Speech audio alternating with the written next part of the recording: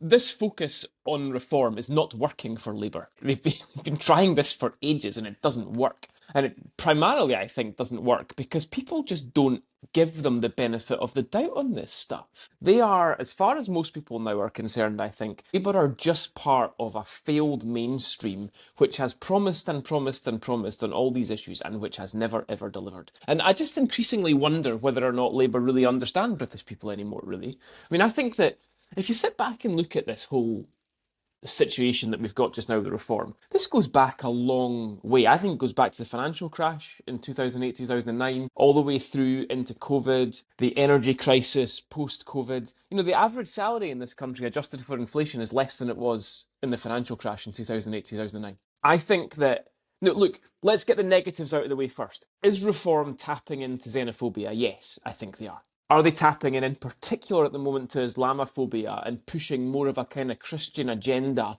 as a antidote to that? Yes, I think they are as well. But the majority of people who vote for reform, I don't think they're thinking about those things at all. The people who are saying they're going to vote for reform, they're not thinking about xenophobia, they're not thinking about Islamophobia. I'm not even convinced they're thinking about immigration. I think what they're thinking is, hold on a second, I'm poor. I'm working hard and I'm poor. And the guy who lives next door to me in the other semi-detached, he's not working at all and he's got the same lifestyle I've got.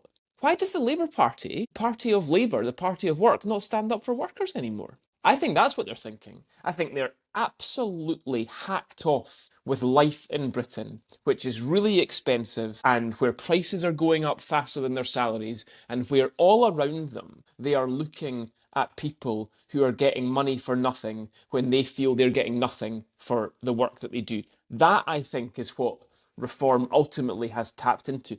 I'm not condoning a lot of it, as I've made very clear. I think they're tapping into some really dark elements here.